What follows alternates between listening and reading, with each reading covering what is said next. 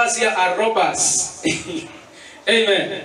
Most of us, even me, have robbed God many times. So if they mention a team of robbers, amen, you can also say at least, but I repented, I robbed God sometimes back.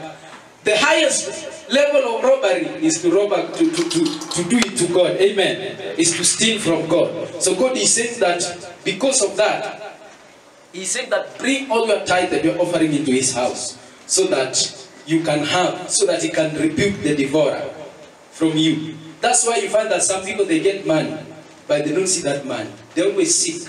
Oh, my back, oh, my head. When they go to the doctor is saying, go and test. Go and conduct this test. Test, you're being told to pay 10K. Tests, 10K. After that, they have found nothing. The doctor anakuandikia dawa ya 15K. Amen. And you have to buy. And after finishing them, you still feel the pain. Your head, your back, you're everywhere. You go again to test. You go to another doctor because the other one was not, you thought was not good. They test you. Test 20K, because you see a good doctor will test very many things. 20K. After that, dawa 20K. So every month you get money, but there is nothing. You can't eat it. Amen. And if you're not sick, maybe your wife or your children or your mother, someone, there must be something which is ready to eat it as soon as it comes. So you work hard, but you cannot see your money. That's why God is saying, pay it so that I can rebuke the devourer for your sake. Amen. You can work very hard and you can be very intelligent and you can be all smart and neat at doing things. But if you don't align yourself with the principles of God, the devil will just come and hijack your life. Amen. But today we are changing our ways, we are praying, and we are saying that we shall be givers in the name of Jesus Christ. Amen. And we said at the time that as you give, let us have the mindset of giving always. Of giving always. Not a mindset of receiving. Receiving. Every time you want to receive, you don't want to give. God does not want that. God wants the mindset of giving. And I even said a few things that you can give. I said to me, I'm just recapping, I said to me, giving money is the lowest level of giving, according to me. Yes, it's good to give money, but when we are speaking about giving, and money is the first thing that comes to your mind, it means that we can still measure it. We need to give to an extent that you cannot measure it. The Bible says the gift of God cannot be measured. Amen. God has given you salvation. You can't say that the salvation He gave you is 1 million shillings. It cannot be measured. Amen. So our giving, we are not supposed to measure it. Praise the name of the living God. Though money is very important in the world today. Amen. It's very important in the world today. Because you can translate money into many things. The Bible says that money answereth all things. Amen. It can answer everything. There was a time we wanted to begin something there, selling something, Prof knows. And there was a lady who was really disturbing us. She was saying, no, you can't do anything here. You cannot do business here. Get out. This place is small. So I said, now what does this lady want? Why she said this place is small, but she has spread all her things everywhere. Amen. Even in the space that, and she said the little space she's using to pass. The little space. Amen. So I went to her and I told her, oh, so you're my friend, eh? I don't want to take you to end the body side. So you, thank you so much for allowing me to be here. You can drink soda with this 100 shillings. I said, yeah. She went and pushed her thing, said, now this is your place. There's no one who should remove you from here. She said, if anyone come to remove you, call me. Yes. Amen. She moved. She moved. I'm telling you, she's still there. She moved. And I stayed there. Amen. Because of how much? 100. Money answered all things. You listen, if you want to make someone who is very, very, very harsh to keep quiet, money, he keeps quiet like a child. That's why, do you know, that's why people are rich. Whether you're young like me, they'll call you a boss. Ama atakuita mzee. Na mzee, mtu mkubwa sana anakuita mzee because of money. Yani money can make you big. Praise the name of the living God. Amen. So although money answereth all things, the Bible also says it is the root of evil. So even as we are giving, we must be very keen. Amen. You must be very keen even as you are giving money. Never quantify your giving. Don't say, Abana, Prof just said the other day, I gave 1,000. Today also I gave 5,000. No. It's like you are measuring your giving. Amen. So we are not measuring. We are giving abundantly as the Lord enables us. Yesterday we spoke about how to receive from God. Amen. Amen. We spoke about how to receive from God. And we spoke a number of things, those who are not there. The first point I say, the problem is not sin. Amen. Sometimes we think that we are not receiving from God because we have sinned. Amen. Sometimes because you have sinned, you feel now, God cannot give me. God cannot give me because they abuse that person, God cannot give me anything. But Jesus Christ died for us on the cross. And because of that, we have been forgiven. Amen. Amen. Praise the name of the living God. Amen. Now, I want to read now, second point as I finish and I begin what I want to talk about today. You qualify for God's best. I said that yesterday. Amen. You qualify for what? For God's best. The best thing that God can give, you qualify for it. Amen. Amen. I said that yesterday. And I also say that Jesus taught us how to receive also. If you read the book of Mark 11, 23, 24. 24 says, therefore I say unto you, what things soever you desire, when you pray, believe that you receive them and you shall have them. Amen. Amen. And we say that right now you can receive everything. The Bible says all things belong to us. In the name of Jesus Christ. Number 4, I say, don't complain always, just receive. If you go to the presence of God, don't start lamenting to God, telling Him the way things are hard. Receive what you want from Him. Praise the name of the living God. Number 5, I said, receiving is by faith. Amen. Receiving is by faith. You have to receive by believing. And today I want to speak about something, because I'm really connecting these things. Amen. Today I want to speak about the power of the Word of God. The power of the Word. The power of the Word. This is what I want to speak about. It's connected to faith very closely. Amen. But that's what I want to speak about today. The power of the Word. Amen. Amen. The book of Genesis 1:1. If you're there, please, you can help me as we begin in the name of Jesus Christ. Genesis 1:1. Amen. The power of the Word. Praise the name of God. Amen. I've been speaking about faith, but today I want to concentrate. I want to zoom in. I want to zero in and speak about the power of the Word of God. Amen. Amen. The Bible says in the book of Genesis 1:1, in the beginning God created the heaven and the earth. And the earth was without form and void, and darkness was upon the face of the deep. And the Spirit of God moved upon the face of the waters. And God did what? And God said, let there be light. And there was light. The Bible says, when did God speak? God spoke when the Spirit was moving. This is a revelation that God told me that, you see, when the Spirit of the Lord comes together with the Word of God and they marry each other, a miracle is birthed from that. Yes. Amen. So, and by the way, be surprised, miracle is worked out. You can work out miracle. Don't think that you can just pray, Father, bless me, and a miracle happens. No, you work it out. Amen. You can work out a miracle. Praise the name of the living God. Amen. So the Bible says that God said, let there be what? Light. And there was light. And the same power God is saying He has given us today. Amen. Amen. I just want you to do something. Just close your eyes and bow in the name of Jesus. And I want you to speak these things because there's a verse I'm going to read next. He said, just say, let there be light. Let there be light. Let there be light. Let there be light. Let there be light. Let there be light. In my life. In my life. Just close your eyes as you see. Say, let there be light. Let there be light. In my life. In my life. Let there be light. Let there be light. In my ministry. In my ministry. Let there be light. Let there be light. In my family. In my family. In the name of Jesus. In the name of Jesus. Amen. The Bible says, God said, let there be what? Light. And the Bible does not say that light refused. The Bible says that there was light. Amen. You see, when things are tough, you need to go to the Word of God and you begin to speak that let there be light. In the name of Jesus. Amen. There was a woman of God, and this woman of God, one of her child, she had two sons, and she bought a pair of shoes for each of them. And she found that the older one, the shoe was smaller. Amen. The shoe was smaller than, was bigger, was larger. And now, because the son knew the mother very well, the son said, the son was just talking, "Mom, can you increase my leg the way you increase the other one?" I know. He said, "Can you increase my leg so that it can fit?" The mother said, because it was the first time. The mother said, "Yeah, by the way, the Bible says that all things we can do by faith." And she said, "Bring your leg."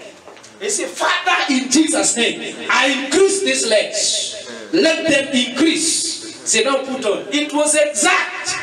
Amen. It was exact. And you see, there is no one who taught her. Amen. There is no one who taught her to this. That's what I'm saying. That you can use the word of God to speak something in your life. Yes. Amen. The problem is that we are quiet. Amen. Today, I'm connecting faith with the word of God. You see, what faith works on is the word of God. Amen. But faith is believing it. Amen. But now I'm trying to tell you that you have to know it, because it is the platform upon which faith rests. Praise the name of the living God. Amen. Go to the book of John. John chapter 1. Thank you, Holy Spirit. Go to the book of John chapter 1. Thank you, Holy Spirit. I believe that we are going to create things in our lives. In the name of Jesus Christ.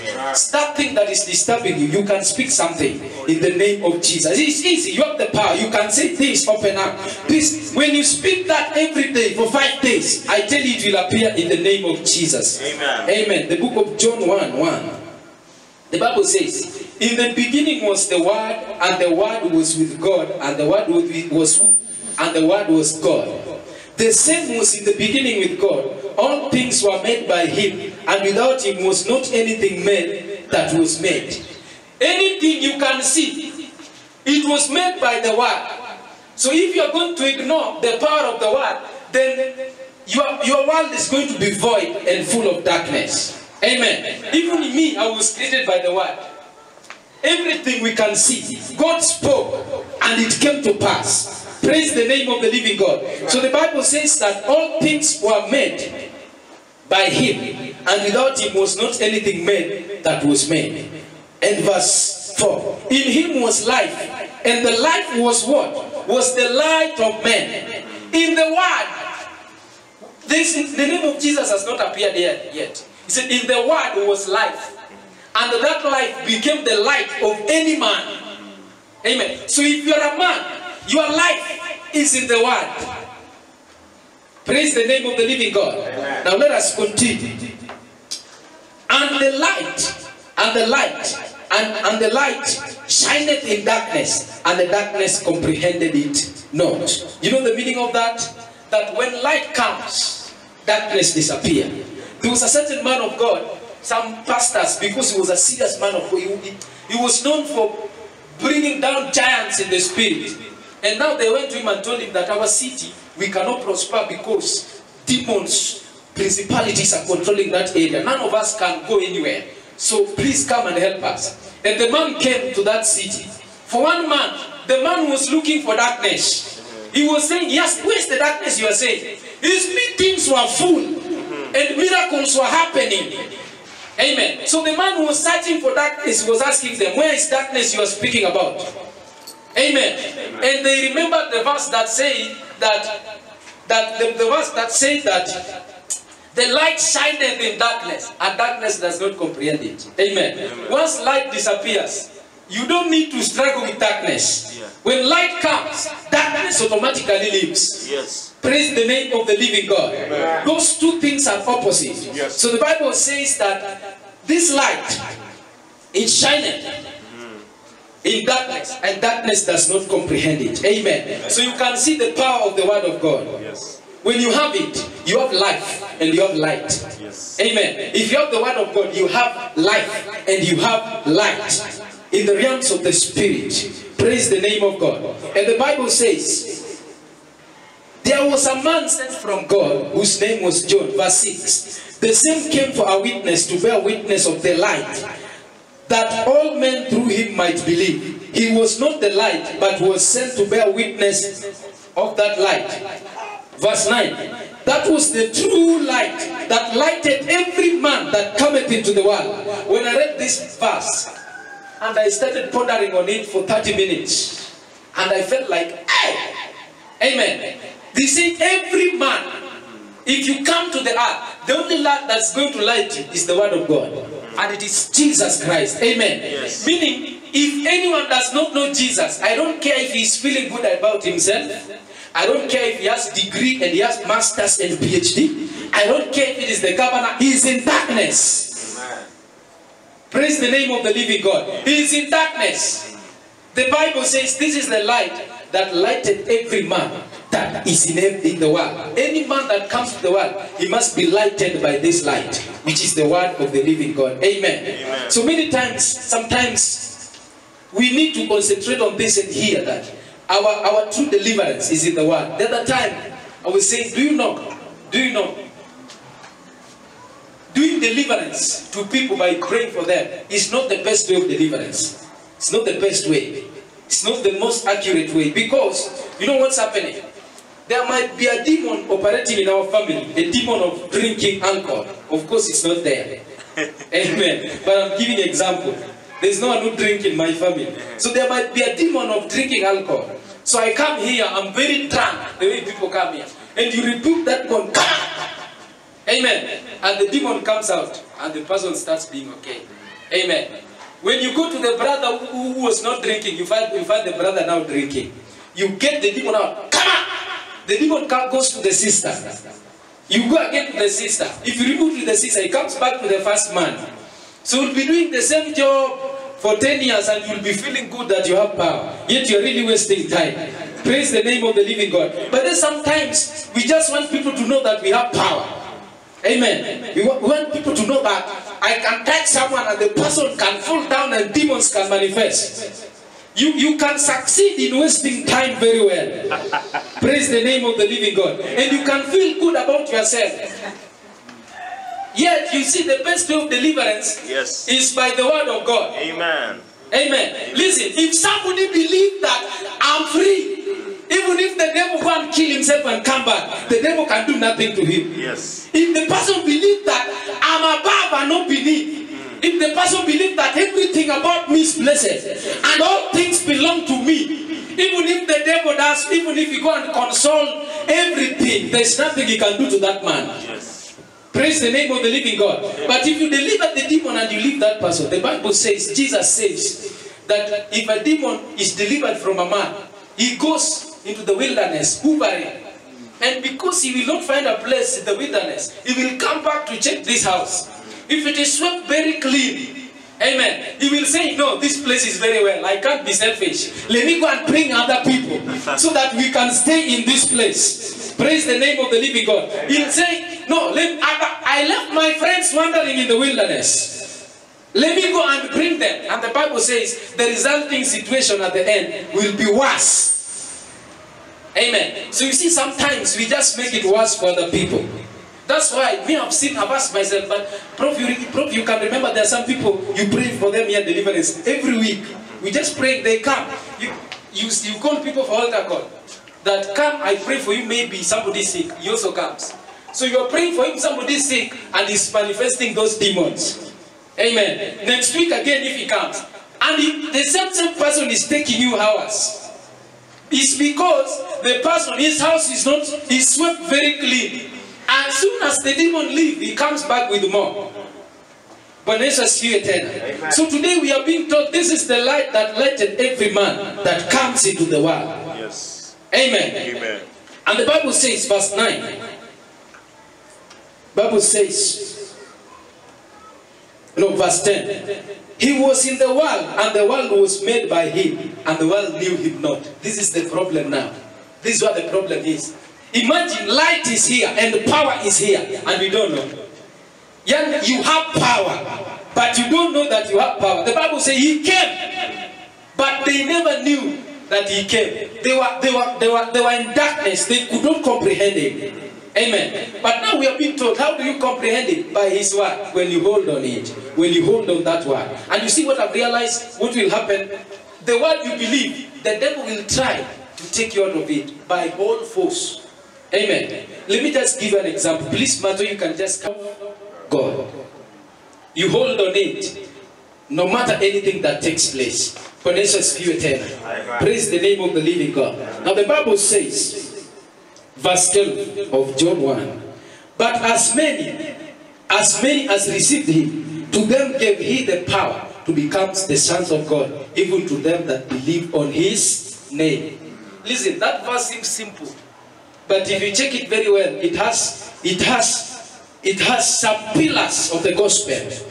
Those who believe in him gave him the power to become sons of God. Do you know who God is? And do you know a son of God? I can give you an example of the son of God. It is Jesus. He walked on water like. He calmed the sea. He raised the dead. He went to heaven straight when people were seeing him. That is an example of the power working in the word of God, in the Son of God. The Bible says, if the Son of God said, if you believe in me, you will do greater things than this that I do. But so the only thing we need to know is that I have power. If you believe it enough, it will work for you. Amen. The word of God does not fail. If it fails, you did not have enough faith. It cannot fail. If it fails, you need to check your faith again. Amen. So the Bible says, anyone who believes in the name of Jesus, he has been given power to become a son of who? A son of God. God is the one who created all this world. He created everything. Imagine you tap into that power. That's the power which has been given unto you. The Bible says he gave us power over all unclean spirits. Over all, not some.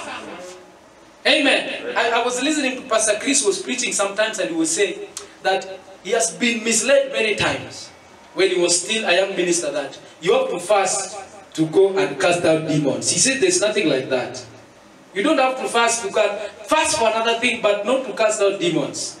Because the Bible says we have already been given power over all unclean spirits. You know, sometimes I've realized why demons does not get out. Because that word has not sunk in your spirit enough to believe that they are supposed to live. Praise the name of the living God again. So I believe with all my heart. I believe with all my heart that by the word of God we can change everything around us. You can. Yes, it's possible. It's possible. But you have to hold on it. And Satan, that is his major duty, to stop you from holding it. The Bible says he's roaring around. Roaring. He's prowling like a roaring lion, looking for someone that he can devour. Amen. The Bible says that he launched war over anyone that calls on the name of Jesus, to them that believes in him. So if you believe in Jesus, automatically the devil is your enemy. Automatically, that one don't. He's looking for any way to bring you down. So you can make decisions today to stand by the word of God, and he will try to shake you. He will try that word to make it far away from you. But this is what is going to give us victory. Praise the name of the living God. Amen. Just lift up your hands and say, my victory is in the word of God. My victory is in the word of God. My victory is in the word of God. Amen. Amen. So you see, we are going to conquer by the word. Yes. You sit down, you read it. You see, by the one thing I've realized, that reading the word of God is not enough. You can read it many times. You can appear to be very busy reading it.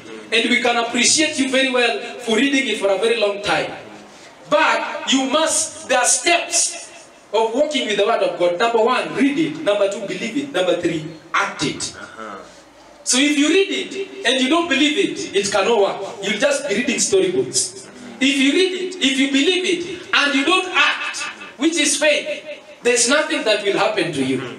Amen. So you can say, you see, I read the word of God every day, and I know many verses, but not even one verse will work for you. I urge you, read even one verse and believe it and have faith in it. Let it work for you. Yes. Instead of cramming very many verses and none of them is working for you.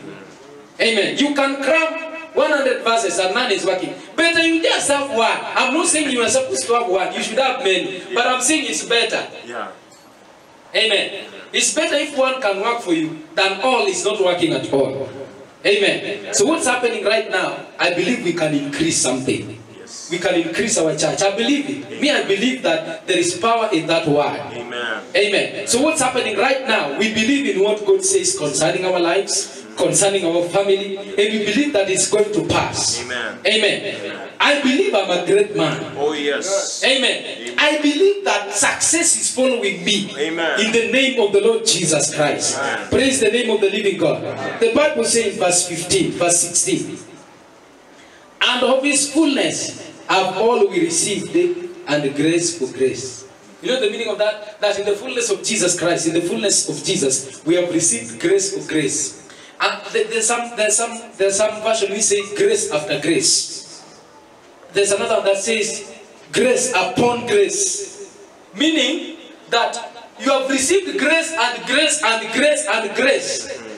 Amen. Today you can receive the grace to become financial giant. Tomorrow there is still grace to become a good preacher. The next day, grace after grace to become prophetic. The next day, grace to become a manager where you're working. The next day, grace. So it is grace after grace after grace after grace. Amen. So what we have gotten in God right now is not enough. There is enough grace. Yes. When I says 10. So I believe today, Jesus said that him who hears what I say and believeth him that sent me has passed from life and now has passed from death and is life. And he is not condemned. Amen. So if you believe in Jesus, you are in life. If you believe in his word, you are in life. So the challenge I have today as I finish about the word of God, the devil is going to stop you, number one, from reading it. He's going to do everything and makes it normal, and time will just fly. And things will just pass around. And sometimes you'll have enough reason. Amen. Listen, even if you are genuinely busy, if you don't read it, it will not work. You can be genuinely busy. I don't refuse. You are busy, but it cannot work for you because you don't have it. So there is no excuse. That's the problem. You know it, you believe it, you act it, it works for you. Amen. And the devil will ensure that he stops you if he can stop you in the first step, you don't even read. Or he can allow you to read and he doesn't allow you to believe. Or he can allow you to believe but you don't act on it. Amen. So I said yesterday, that Monday, that faith without action is what? Is dead.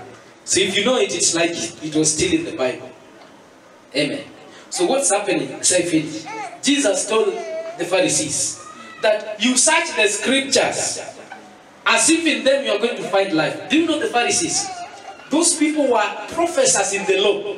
Listen, this Bible was in the back of their hands.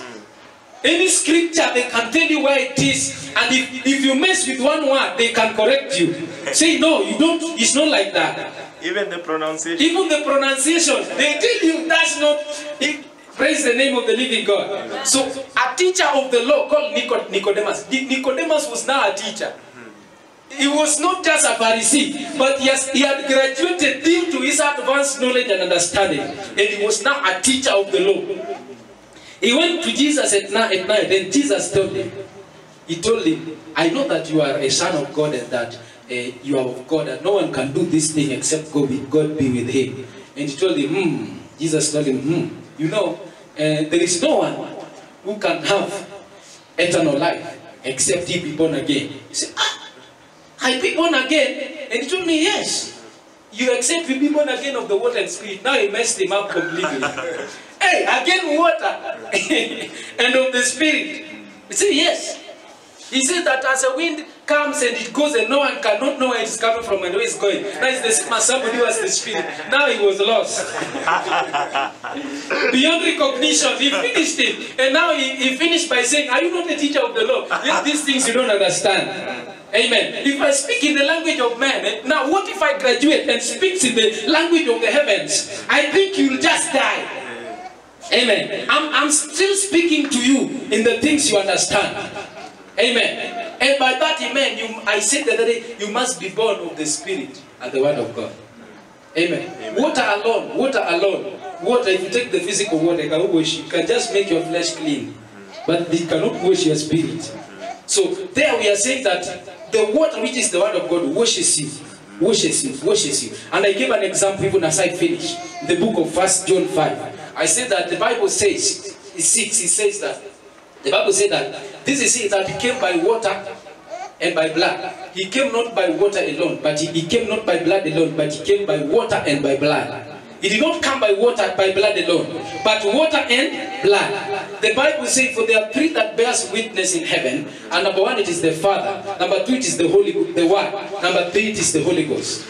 And there are three that the Bible says, these three works, they are together in one. Amen. And the Bible says in verse 8 that there are three that bears witness in earth. Number one, it is the blood. Number two, it is the word. It is the water. Number three, it is the Spirit. So the word, which is Jesus, has come in the form of water and blood. That's why the Bible says up there that he comes not by water alone, but by water and by blood. So Jesus, who was the word, came in form of water and blood. So he came in form of the blood because the Bible said the life of an animal is in the blood. So if he came by blood, means he came as a human being. He came as an animal. And I said the other day that a human being is an animal. Praise the name of the living God. Amen. So he came as an animal so that he bear blood.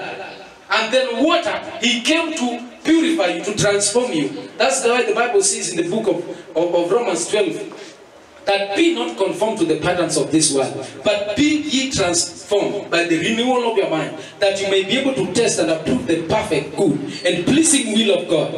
Amen. So you see, when the word of God renews you, when the word of God renews you, it transforms you. So the word of God, which is water, cleanses. We use water to wash. If you use it to wash something dirty, it becomes clean. You use it to bathe, it becomes clean. You use it to wash this place. We need water to clean things. So Jesus came in a form of water to clean you.